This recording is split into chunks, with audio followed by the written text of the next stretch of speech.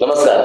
सांगली मिरज आणि कुपवाड शहर महानगरपालिकेची निवडणूक आणि या निवडणुकीचं एकंदरीत वातावरण सध्या ताप लागले. सबंध वार्डांमध्ये या 20 प्रभागांमध्ये प्रत्येक जण आपापल्या परीनं मतदारांशी असेल, नागरिकांशी असेल संवाद साधायला त्यांनी सुरुवात केली आहे. अशा तऱ्हेनं प्रभाग क्रमांक 8 मध्ये भाजपाच्या वतीनं इच्छुक असणाऱ्या सौ योगिता परशुराम राठोड याही आपलं भविष्य, आपलं भवितव्य आजमावण्यासाठी या सांगली मिरज आणि कुपवाड शहर महानगरपालिकेच्या निवडणुकीमध्ये उतरत आहेत आणि त्या सध्या आपल्या स्टुडिओमध्ये आलेल्या आहेत. आपल्या कार्यक्रमाच्या माध्यमातून त्या मतदारांशी संवाद साधणार आहेत. त्यांच्यात कशा तऱ्हेनं त्या मतदारांशी संपर्क साधणार आहेत, कशा तऱ्हेनं आपली भूमिका त्यांच्यासमोर मांडणार आहेत, या संदर्भात आपण आज त्यांच्याशी बोलणार आहोत. नमस्कार. प्रभाग क्रमांक 8 मधून तुम्ही निवडणूक लढवण्यासाठी इच्छुक आहात, ओबीसी महिला या प्रवर्गातून. तर कशा तऱ्हेनं लोकांसमोर आता जात आहे, लोकांशी कशा तऱ्हेने संपर्क साधताय आणि नक्की या निवडणूक लढवण्या पाठीमागचा उद्देश काय राहणार आहे? ओके, तर पहिल्यांदा मी माझी ओळख करून देते. नमस्ते, माझं नाव योगिता परशुराम राठोड आहे. प्रभाग क्रमांक 8 मध्ये भाजपाची मी इच्छुक उमेदवार आहे. मी ऑलरेडी आता भाजपाच्या कार्यकारिणीमध्ये सदस्य म्हणून काम करते आहे. तर आमची पार्श्वभूमी अशी आहे की आमच्या घरामध्ये राजकारण हे असं काही नाहीये. माझे दीर कृष्णाजी राठोड ते गेले 15 वर्ष झाले आपल्या भाजपाची कामं करतात आणि आपली पंचवार्षिक जे पण निवडणूक होते त्याचं सगळं त्यांनी काम बघतात. त्याच्यानंतर माझे मिस्टर युवा अध्यक्ष आहे आणि तसं म्हटलं तर आमचे घरगुती ऑलरेडी बिझनेस आहेत. माझ्या मिस्टरांचे पेविंग ब्लॉक्स आहेत आणि सरकारी टेंडर्स वगैरे घेतात. दिरांची बॉक्स फॅक्टरी वगैरे आहे. मी स्वतः टीचर आहे, टीचिंग फील्ड मध्ये आहे. तर मी आता कोटा इंटरनॅशनल सारख्या स्कूलमध्ये शिकवत होते. ते सोडून मी आता स्वतःची फोनिक्स अकॅडमी पण ओपन केली आहे आणि बायकांसाठी प्रोग्राम सेट केले तिथे पण. तर म्हणजे आमचं असं काही असं बॅकग्राऊंड नाही की आम्हाला राजकारण करायचंय. ऍक्च्युली आम्ही समाजकारण करण्यात जास्त बिलीव्ह करतो, कारण की आमचं कसं आहे की आमच्या परिसरात लोकांना काही प्रॉब्लेम आले तर आमचं घर धावून जातं. म्हणजे ते फायनान्शियली असून दे, काही वाद असून दे, पोलीस पर्यंत गेलेल्या लढतरी, काही मध्ये असतात ते, किंवा आता जे वेगवेगळे आपले गणपतीला नवरात्रीला मदत म्हणून लागणारे मंडळांना मदत करणे, भरपूर अशा गोष्टी आम्ही करतो. तर मग हे प्रामुख्याने आम्ही ऑलरेडी मदत करत आलो. तर आता आम्हाला असं वाटतं की काहीतरी ठाम आपल्याला पण एक पद मिळालं तर आपण चांगल्या सशक्तपणे त्यांना मदत करू शकतो. तर ही माइंडसेट घेऊन आम्ही पुढे चाललेलो आहोत.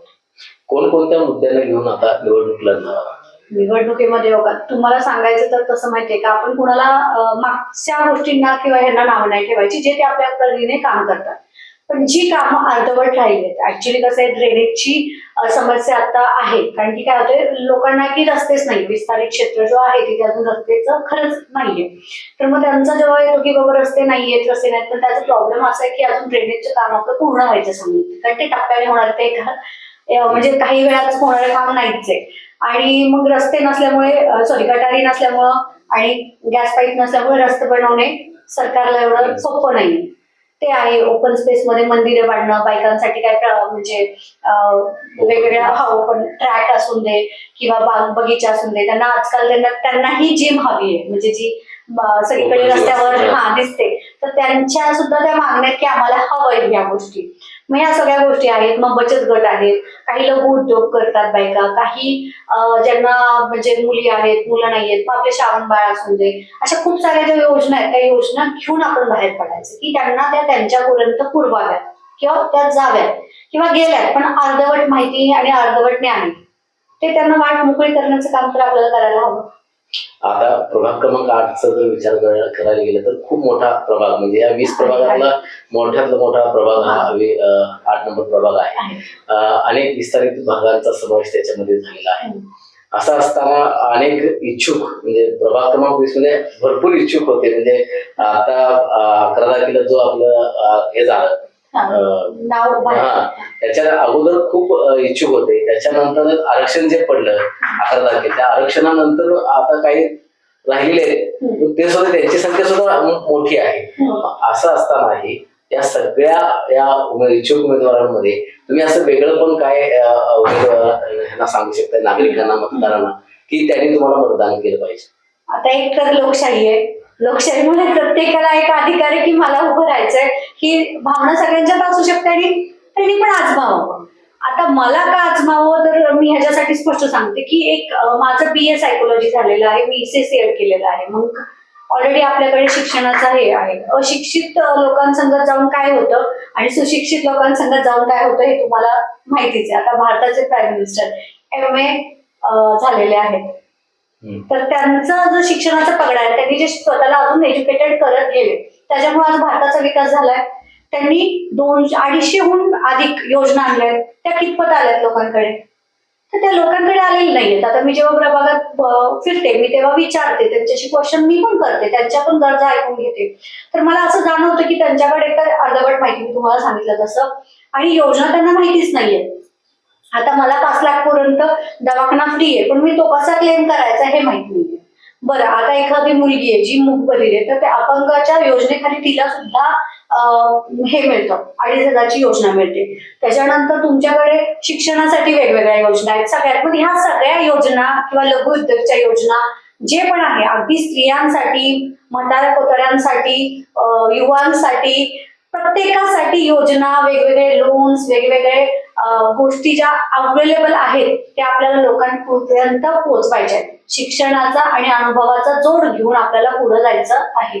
तर हा माझा ठाम हे की बाबा सशक्त महिला होणं तर माझं खूप म्हणजे एक ध्येयच आहे की प्रत्येक महिला सशक्त व्हायला पाहिजे. माझं म्हणणं आहे की बाबा तुम्ही पुढे व्हा, आम्ही आमच्या योजना असून दे, आमच्या काही अनुभव असून दे किंवा आमच्याकडनं तुम्हाला आणखीन काय देता येईल ते देऊन आपण पुढे सरकूया.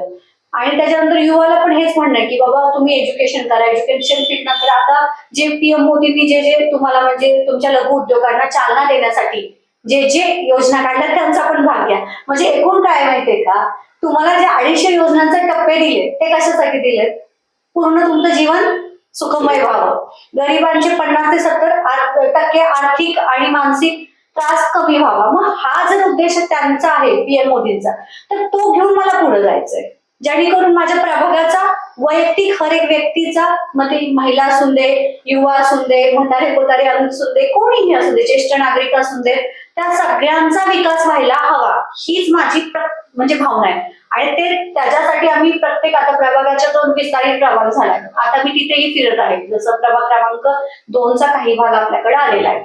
तर अगदी म्हणजे त्यांच्या मला सुद्धा एक जाणवतं अगदी क्षुल्लक गरजा आहेत, पण आपण त्याच्यासाठी एक केलेलं आहे, माझे मिस्टर प्रशांत राठोड आणि मी म्हणून, की माझ्याच घराच्या इथं महासेवा केंद्रामध्ये आपण त्यांना फक्त आमचं नाव दिलं की कुठलं काय आहे, पैशाचं तुम्ही बघू नका, तिथे या, तुमचा KYC रजिस्टर करा, तुमचं कुठलं पेपर गहाळ असेल किंवा कुठली तुम्हाला योजना हवी असेल, कामगार योजना हे ते काही तिथं सांगा आणि त्यांनी सांगतील ते पेपर्स तुम्ही व्यवस्थित सबमिट करा, जेणेकरून तुमच्या गोष्टी मार्गी लागतील. म्हणजे ऑलरेडी आम्ही हे करतोय. आता आमच्याकडे पद नाही तरी आम्ही करतोय, तर पद आल्यानंतर आम्ही ह्याच्यापेक्षा चांगलं करू शकतो. बोलता बोलता तुम्ही सांगितलं की मानसशास्त्राची पदवी तुम्ही घेतली आहे. खरं तर मानसशास्त्र हे मानव आणि मानवेतर प्राणी यांच्या वर्तनाचा अभ्यास करणारं शास्त्र म्हणजे मानसशास्त्र असं म्हटलं जातं. मानसशास्त्र आणि माणसाचं एकूणच मानसिक आरोग्य चांगलं राहावं, जर त्याच्याकडून एखादी घटना घडली असेल तर ती का घडली याची कारण मीमांसा शोधण्याचं काम मानसशास्त्र करतं. तर या मानसशास्त्राचा उपयोग या आता नगरसेवक म्हणून तुम्ही निवडून आल्यानंतर कशा तऱ्हेनं होईल असं तुम्हाला वाटतं? आता हा छान, खरं सांगते हा प्रश्न खूप छान आहे. हा तर ऍक्च्युली आजकाल आहे ना, जर ऍडॉलसन्स एज कमी वयामध्ये यायला लागले मुलींना, ओके, म्हणजे इथून सुरुवात करू. अगदी न बोलणारे विषय असतात, पण अगदी 11-12 वर्षामध्ये मुली शहाण्या होतात किंवा मोठ्या होतात. आज 4 वर्षाच्या चिमुकलीचं पण प्रकरण आपल्या समोर आहेच, म्हणजे आपल्याला अंगावर काटा मारणाऱ्या ह्या गोष्टी आहेत. तर मानसशास्त्राचा जर व्यवस्थित अभ्यास त्या व्यक्तीला असता तर त्यांनी हे केलं असतं का? नाही, कारण की कुठल्या गोष्टी कुठल्या वयात काय प्रकारे कराव्यात हे आधी कळत. मग तर मला काय म्हणायचं, मी तर जिथे पण जाते तिथे काय म्हणते की तुम्ही मंथली एक मीटिंग ठेवा, एक सब्जेक्ट द्या, मी तो सब्जेक्ट घेऊन त्याच्यातली एक तुम्हाला मार्गदर्शक, त्यातली एक जी व्यक्ती जी त्याच्यातली अभ्यासू असेल त्यांना घेऊन येणार आणि ते तुमच्यासाठी ठेवणार. आणि मी स्पेशली लेडीजसाठी का ठेवते, कारण की लेडीज कशा असतात की बाबा त्या काही पुरुषांसारख्या बाहेर जात नाही, त्यांचं असं तेवढंच, ही काय बोलली ती काय बोलली, हे काय झालं कुठंतरी अर्धवट नाही. मग आपल्याला त्यांना मानसशास्त्राच्या मुळे काय होईल, त्यांची ही विचारसरणी बदलेल. मुलांना कसं सांभाळणं, मुलांना काय म्हणजे संस्कार रुजवणं, ह्या सगळ्या गोष्टी. त्याच्यानंतर आता युवा पण डिप्रेशन मध्ये चालले, कमी वयातले पण डिप्रेशन मध्ये चालले, मोठ्या वयातले पण चालले. कुठेतरी हा डिप्रेशनचा भाग जर बघितला तर आपण म्हणू शकतो की आर्थिक आणि मानसिक. आणि मानसिक माझं psychology it helps to you to go to new ways, how to find it. मला नवीन मार्ग जर शोधायचा आहे, ठीक आहे माझ्याकडनं काहीतरी रॉंग झालं तर ते नाही हुआ, किंवा मी जी रॉंग इन्फॉर्मेशन नाही देणं, हे सगळं तर मानसशास्त्राच्या अंडरमध्ये येतं. मग त्याच्यासाठी आपण वेगवेगळे प्रोग्राम ऍक्च्युली त्यांच्यासाठी ड्राफ्ट करतोय. जसं आता मेनोपॉज हा विषय आहे, किंवा वयात येताना हा विषय आहे, नंतर सेक्शुअल एज्युकेशन हे देणं पण इम्पॉर्टंट आहे. तर आपल्या वॉर्डामध्ये हे आपल्या प्रत्येक महिलाला, अगदी तळागाळाच्या महिलापासून ते हायफाय सोसायटीच्या यांना योग्य मार्गदर्शन द्यावं, ह्याच्यासाठी आम्ही प्रोग्राम ड्राफ्ट करत आहोत ऑलरेडी. मग त्यांची हेल्थ असून दे, न्यूट्रिशन असून दे, एव्हरीथिंग. आता प्रभाग क्रमांक 8च्या अनुषंगाने प्रश्न विचारतो. त्या प्रभाग मोठा झालेला आहे, तुम्ही आता मतदारांशी संवाद साधायला म्हणजे बैठक घ्यायला किंवा बैठकांची सुरुवात केलेली आहे, काय वाटतं लोकांच्या बघून कसा प्रतिसाद आहे? आतापर्यंत तरी खरं सांगते, म्हणजे मला जो प्रतिसाद मिळाला तो खरंच खूप सुंदर आणि छान मिळालेला आहे. कारण की ऑलरेडी कसं माहितीये का, नरेंद्र मोदी झाले आणि आपले आमदार सुधीरदादा गाडगे यांनी खूप कामं केलेली आहेत, आणि एवढी कामं केलीत की त्यांनी आमच्या पण कुठेतरी वाटा मोकळ्या करून दिलेल्या आहेत. इव्हन तो आता पण फिरताना जेव्हा एखाद्या मी दादांसंगत पण 1-2 म्हणजे भरपूर उद्घाटनला वगैरे गेली ना, तर त्यांनी जर मागण्या केल्या तर ते सरळ म्हणतात तुम्ही आराखडा घेऊन या, ओके, आणि तो घेऊन या, मला दाखवा, मी पास करतो, आणि दादा करतात. म्हणजे एवढं सोपं काम दादांनी पण आपल्याला करून दिलं. आणि तुम्हाला माहितीच असेल की आपले माननीय आमदार गाडगे सर, त्यांच्या इथं कुणालाही दरवाजा बंद नाहीये आमदार ऑफिसमध्ये. सो मग एवढं सगळं असताना आपल्याला एवढी सगळी लाईन क्लिअर आहे, आणि मग हे असताना मग आपल्याला प्रॉब्लेम कुठे येणार आहे? तुमची जी लग्नाच्या अगोदरची जी काही पार्श्वभूमी आहे वडिलांकडची, ती थोडी राजकीय राहिलेली आहे. तुमचे वडील पण राजकारणामध्ये होते, ते कशा तऱ्हेनं तुमची पार्श्वभूमी आहे? तर ते कसं माहितीये का, की तेव्हा शिवसेनाचा आपल्या महाराष्ट्रात पगडा पहिल्यापासून आहे. बाळासाहेब ठाकरे म्हणजे त्यांचं दैवत आहे माझ्या वडिलांचं. तर त्याच्यामुळं कसं झालं की आमचे बाबा एकेकाळी त्यांचे खूप क्लोज होते, आणि मग दापोली या गावात मी राहत होते, आणि तिथे पहिली म्हणजे पुण्यामध्येच पहिली शिवसेना आणायचं काम, शाखा आणायचं काम माझ्या वडिलांनी आणि यांनी केलं. आणि त्याच्यानंतर आम्ही घरामध्ये या सगळ्या गोष्टी बघत होतो, म्हणजे समाजकारण, राजकारण सगळंच बघत आलो लहानपणापासून. मग त्याच्यानंतर आमच्या वडिलांना खूप आवडायचं की जेव्हा सुषमा स्वराज बोलायच्या किंवा अटल बिहारी वाजपेयी, तर ते उद्देशून सांगायचे ती कशी राहते, ती कशी बोलते, बजेट असेल वगैरे, ते आम्हाला बसवायचे आणि ऐकवायचे. सो तो सगळा पप्पांकडनं एक प्रकारे ही धडाधडी, किंवा एक स्त्री असून आपण कसं असावं, आणि पुण्यामध्ये असल्यामुळे तर एज्युकेशन मस्ट असं माझ्या आजोबांचा, वडिलांचा हेच होता, हट्टच आहे. हट्टच अजूनही त्यांचं असतं की यू शुड एज्युकेट युअरसेल्फ, नवीन शिकत राहावा. आणि माझे वडील आजही शिवसेनेचे ज्येष्ठ कार्यकर्ते म्हणून काम करत आहेत तिथेच. प्रभाग क्रमांक 8 मध्ये विस्तारित भाग जो वाढलेला आहे, तर अनेक अजून सोयी सुविधांचा अभाव आहे, कारण गुंठेवारी क्षेत्र आहे. तिथल्या ज्या समस्या आहेत त्या कशा तऱ्हेनं सोडवण्याचा प्रयत्न तुमचा इथून पुढच्या काळामध्ये? आता त्यांनी स्वखर्चाने, मी काल गेली मोरूड कॉलनीमध्ये, स्वखर्चाने त्यांनी तिथं गणपती मंदिर बांधलंय. प्रकाशराव मामांनी तिथे आपल्याला मस्तपैकी पेविंग ब्लॉक्स बसून दिले. आणि थोडंसं आता कसं आहे, थोडंसं जे काम राहिलंय, आणि कसं असतं तुम्हालाही कळतं की कोणीही प्रभागात काम केलं तर मेंटेन ठेवणं एक नागरिक म्हणून पण आपलं स्वतःचं कर्तव्य असतं. प्रत्येक येणारा अधिकारी किंवा पद घेऊन येणारा माणूस तो 24 आवर्स प्रत्येक माणसाला नाही बघू शकत, किंवा प्रत्येक नाही. सो मी तिथल्या बायकांना, म्हणजे ज्या महिलांचा ग्रुप होता त्यांना मी काय काल सांगितलं की तुमचीही जबाबदारीने ह्या गोष्टी चालवा, तर तुमच्या हा कॉलेजला स्पेस आहे, बरोबर आहे, तो आम्ही करून दिला व्यवस्थित. तर तो व्यवस्थित राहणं हे तुमची पण एक जबाबदारी. तर माझं सगळ्यांना असं म्हणणं आहे की दरवेळेस तुम्ही असं नका बघू की मला समोरूनच सगळं येईल, नाही, तुम्ही पण 4 पावलं पुढे व्हायलाच हवं. आणि म्हणतात ना की जसं नाण्याच्या 2 बाजू आहे, कर्तव्य आणि अधिकार, मग त्या दोन्ही तुम्हाला पण कुठेतरी बॅलन्स करणं गरजेचं आहे. या प्रभागामध्ये याच्या आधी जे माजी नगरसेवक होते, त्या दिग्गज नगरसेवक अनेक वर्ष त्यांनी काम केलेलं आहे, निवडून आलेले आहे. काही जण तर राष्ट्रीय पक्षांचे राज्याचे पदाधिकारी म्हणून आता काम पाहतात. अशा या दिग्गज माजी नगरसेवकांच्या समोर टिकाव लागण्यासाठी तुमची काय खेळी असणार आहे, तुमची काय योजना असणार आहे? आता जर आम्ही सगळीच खेळी आणि योजना सांगितली तर मग मजा राहणार नाही. पण मी एवढं सांगेल की त्यांच्याकडनं म्हणजे कसं असतं प्रत्येक आता आपण सायकोलॉजिकली जर विचार केला तर प्रत्येक गोष्टीचं आपण अनालिसिस करतो. जसं मी सेल्फ अनालिसिस मध्ये सुद्धा बिलीव्ह करते. तर प्रत्येक गोष्टीच्या चांगल्या वाईट ह्या बाजू असतात. तर त्याचा आपल्याला कुठं फायदा घेऊन आपल्याला कसं पुढे जाता येईल ही माझी मेन खेळी. जिथे कमी तिथे आम्ही हा माझा पहिला मुद्दा आहे. त्यामुळे मी माझी योजना पूर्णपणे तर नाही सांगणार, पण मी एवढं सांगेल की अभ्यासू प्रवृत्तीनेच पुढे गेलं तर सगळं अचीव करता येतं. I believe. प्रभाग क्रमांक 8 मध्ये अष्टविनायक नगर आहे. या अष्टविनायक नगर मधली जी वस्ती आहे जे रस्ते आहेत ते खूप कंजेस्टेड, कमी रुंदीचे रस्ते आहेत आणि त्यामुळे ड्रेनेजची मध्यंतरी योजना तिथं आलेली होती, अंडरग्राऊंड ड्रेनेजची. त्यामुळे रस्त्यांचं खूप खुदाई तिथं झालेली आहे. पावसाळ्याच्या काळामध्येच ती खुदाई झालेली होती आणि नंतर खूप लोकांचा रोष तिथल्या नगरसेवकांना सोसावा लागला होता, कारण आत जायला रस्ताच नव्हता, चिखलाचं पूर्ण साम्राज्य होतं. तर तो प्रसंग आहे आणि आता इथून पुढच्या काळात असा प्रसंग येऊ नये. आता मी ह्याच्यासाठी मी म्हणताशीच तुम्हाला म्हटले अधिकार आणि कर्तव्य दोन्ही गोष्टी असतात. कंजेस्टेड जर वस्ती होत असेल तर आपण पण अतिक्रमण करू नका. मेन म्हणजे जर मला माझा रस्ता पण पाहिजे, माझ्या दारात गटार ही हवंय, मला गॅस पाईपलाईन ही हवी आहे आणि माझा स्वतःचा पण विकास हवाय, तर नाही, तुम्हाला प्रत्येक गोष्टीला वेळ देणं हे इम्पॉर्टंट आहे. तो किती लागेल ते सांगता येणार नाही, कारण की कसं असतंय, मी म्हटलं जावा गटार बनवा तर किंवा आमदार म्हटले म्हणून लगेच बनणार आहे का नाही, ती गोष्ट तिथे येणं, ती इम्प्लिमेंट होणं, त्याच्या पुढच्या गोष्टी होणं. आता आणि ह्यावेळेस पाऊस तुम्हाला माहितीये अकाळी पडलेला आहे. अकाळी म्हणजे जिथं थांबायचं तिथं थांबला नाही, जेव्हा चालू व्हायचं त्याच्यात कितीतरी दिवस आधी आलाय. मग त्याला तिथले जे काम करणारे कॉन्ट्रॅक्टर आहेत ते काय करू शकतात? मग कुठेतरी ह्या गोष्टी अंडरस्टँडिंग जायला लागतात आणि हा मला मान्य आहे तिथे. आणि मग तेव्हा त्यावेळेस आपल्याला काय करावं लागेल, काहीतरी पर्यायी मार्ग त्यांना सांगावे लागेल की बाबा आपल्याकडनं असं करावं लागेल की बाबा 5 दिवसाचा किंवा 6 दिवसाचा किती दिवसाचा लागणारी इतक्या पट्ट्याला हे त्यांना आपण सांगणं हे आपलंही कुठेतरी कर्तव्य आहे. जेणेकरून काय होईल, त्यांची जी गैरसोय होईल ना ती थोड्या कमी प्रमाणात होईल किंवा त्यांनी पण काहीतरी दुसरे मार्ग शोधू शकतील की बाबा नाही आता जर हे येत असेल तर आम्हाला इथून जायला पाहिजे किंवा इतक्या घरांचं काम आहे तर एवढं असं काहीतरी आपल्याला त्याला प्लॅन आउट करून केलं तर होऊन जाईल.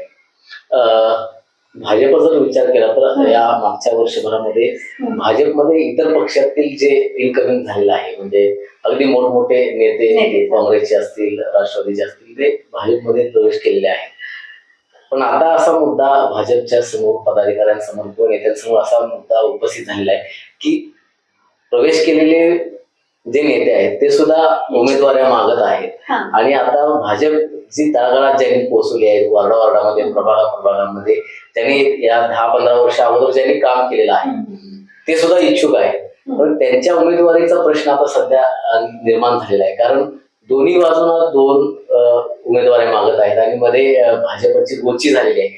मग असं तुमच्या वार्डामध्ये पण झालेलं आहे. अनेक जण इतर पक्षातून आलेले पण आहेत आणि तेही आता उमेदवारीसाठी सज्ज झालेले आहेत. त्यांना कशा तऱ्हेनं भाजप आता एक एंटरटेन करतोय किंवा तुम्ही आता त्यांच्यामध्ये टिकाव धरण्यासाठी कशी तुमची असणार? टिकाव धरायचा किंवा काय, तर मी तुम्हाला मगाशी सांगितलं लोकशाही आहे, प्रत्येकाला इच्छा आहे ते मागू शकतात, पुढे येऊ शकतात आणि राहिला सर्वस्वी हा माझ्या पक्षाचा निर्णय असेल आणि पक्षाचा जो निर्णय असेल तो मला मान्य असेल. आणि एक असतं की जर मला नाही तुम्हाला दिलं तर मी तुमच्यासाठी पण लढणार, कारण की माझा पक्ष हा मला महत्वाचा आहे. मी भाजपाला अगदी लहानपणापासून मानते, त्याच्यावर जाते, तर राष्ट्र पहिला, पक्ष नंतर आणि स्वतः मी. तर मी तुमच्यासाठी पण लढणार आणि समजा मला दिलं तर मी हेच हे करणार की माझा पक्ष कसा पुढे जाईल. सो पक्षाच्या धारणेने आपण जावं आणि त्यांचं जे मत असेल त्याला आपण म्हणजे स्वीकारावं, ह्या मताची ही आहे. प्रभाग क्रमांक 8 हा दर पावसाळ्यामध्ये प्रभावित होतोय चैत्रबन नाल्यामुळे. अगदी कुपवाड पासून ते इथं नाक्यापर्यंत तो चैत्रबन नाला पात्राबाहेर पडतोय. अनेक शेकडो घरं त्यामुळे बाधित होत आहेत. लोकांच्या मंगलमूर्ती कॉलनी असेल, आनंदनगर असेल, इकडे शारदा नगर असेल, अनेक शेकडो घरं यामुळे बाधित होत आहेत. हा जो मुद्दा आहे तो खरा कळीचा मुद्दा आहे, कारण प्रभाग क्रमांक 8चा जर विचार केला तर अनेक भागातून. नाही, हा तुमचं म्हणणं पण बरोबर आहे. मी सांगू इच्छिते, प्रशांत राठोड, तुम्ही इन्स्टावर आयडी चेक करू शकता, या वर्षी तो मुद्दा झाला माझ्या मिस्टरांनी क्रेन स्वतः घेतलाय, म्हणजे तिथे स्वतः लावून उभा राहून काम केलं आणि ते पाणी काढलं. अगदी लोकांना खूप त्रास झालाय आणि ह्याच्यामुळे रोगराई वगैरे होणं हे. आणि आता त्याचं जे काम होतं कुपवाड फाट्याला, ते पोलीस लाईनला ते मध्ये जो आहे तो जॉईनचं काम पूर्ण झालंय. आता ते थोडं काम स्लो चाललंय, पण आता त्याला जरा जोर आलाय. पावसामुळे काय झालं, तो कॉन्ट्रॅक्टदार कसा करणार काम? म्हणजे तुम्ही पण एक बघा ना, जर वेदरच साथ देत नाहीये तर समोरचा तरी काय काम करणार तो. आणि मला नागरिकांना हे सांगायचं, जर तुमच्या सोयीसाठी नाला आहे ना, तर कचरा टाकू नका, प्लास्टिक टाकू नका. मग तो कुठे जाऊन तो साठा होतो आणि जेव्हा पाऊस पडतो तेव्हा हे सगळा उपद्रव होतो. म्हणजे अगेन तोच मुद्दा येतो की बाबा, तुम्हाला दिलेल्या गोष्टींचा तुम्ही चांगल्या प्रकारे उपयोग करून घ्या, पण असं काही करू नका की त्याचा उपद्रव व्हायला पाहिजे. तर आम्ही ह्या गोष्टीला ऑलरेडी सज्ज आहोत. आम्ही ऑलरेडी या गोष्टीला काम केलं. आनंदनगरमध्ये माझ्या दीरांचं म्हणजे कृष्णाजी राठोड यांचं घर आहे, त्यामुळे मला ते पण माहितीये. आणि अगदी कुपवाड फाट्याला माझं घर आहे, त्यामुळे मला तेही माहितीये. आणि मध्ये शारदा सोसायटी वगैरे येते, त्यामुळे तिथले कॉल येतातच, तेही माहितीये. त्यामुळे मला माहितीये की हा प्रॉब्लेम होतो. पण नागरिकांनी पण साथ द्यावी. मी त्यांना पण सांगेल की तुम्ही कचरा, प्लास्टिकच्या वस्तू, आता गाड्या प्रत्येकाच्या दारात येत आहेत, त्या तुम्ही त्याचा पूर्ण फायदा घ्या. तुम्हाला अक्षरशः आता सरकार फक्त घरात येऊन कचरा न्यायची राहिली, तर तेवढं तुम्ही सहकार्य करणं अनिवार्य आहे. नागरिकांना, मतदारांना काय आवाहन कराल? कारण एक चांगला उमेदवार म्हणून तुम्ही आता या निवडणुकीला सामोरे जाता, एज्युकेटेड उमेदवार आणि मानसशास्त्राचा अभ्यास असणारा एक उमेदवार, चांगला उमेदवार नागरिकांना प्रभाग नंबर 8 मध्ये मिळतोय. तर नागरिकांना काय आवाहन कराल, मतदारांना काय आवाहन कराल, कशा तऱ्हेने या निवडणुकीशी सामोरे जाल? मी ऑलरेडी सांगितलंय की मी इच्छुक उमेदवार आहे भाजपाची, ओबीसी महिलाची 8 प्रभागामध्ये आपल्या. तर मी हे सांगेल की तुम्ही दूरदृष्टिकोन धरा. छोट्याशा गोष्टीला बळी जाऊ नका, छोट्याशा आमिषाला बळी जाऊ नका. दूरदृष्टीने विचार करा की एक एज्युकेटेड पर्सन तुमच्या लाईफमध्ये, जर आता बोलताना मी तुम्हाला एवढ्या गोष्टी सांगते, तर त्या 250 योजना सांगून त्याचा पूर्ण खुलासा केला किंवा आपल्या मोदींनी काय केलं, आपल्या दादांनी काय केलंय सांगलीत, हे सगळं तुम्ही डोळ्यांनी पाहतात ते. तर मग ह्या सगळ्यांचं जर मी तुमच्यापर्यंत त्या गोष्टी आणल्या आणि तुमच्या लाईफमध्ये त्याचा उपयोग होत असेल, तर मी तर म्हणेल की माझ्यासारख्या शिक्षित, एज्युकेटेड, अभ्यासू व्यक्तीला तुम्ही चान्स द्यावा. तर मी तुमचाही उद्धार करू शकते आणि आपला प्रभाग आणि चांगला विकसित करू शकते. नक्कीच सांगायला, आगामी ज्या सांगली मिरज आणि कुपवाड शहर महानगरपालिकेची निवडणूक आहे, या निवडणुकीमध्ये प्रभाग क्रमांक 8 मधून योगिता परशुराम राठोड या इच्छुक उमेदवार आहेत भाजपाकडून. आणि त्याला भाजपाच्या नेत्यांनी, भाजपाच्या पदाधिकाऱ्यांनी त्यांना ती उमेदवारी बहाल करावी आणि एक चांगला अभ्यासू, मानसशास्त्राचं ज्ञान असणारा, लोकांच्या विचारांची नस ओळखणारा, तबरी नस दाबून धरणारा किंवा ती ओळखणारा एक चांगला उमेदवार, एज्युकेटेड उमेदवार योगिता राठोड यांच्या माध्यमातून भाजपानं द्यावा, अशा तऱ्हेची आशा आपण या ठिकाणी व्यक्त करूया आणि इथंच थांबूया. नमस्कार.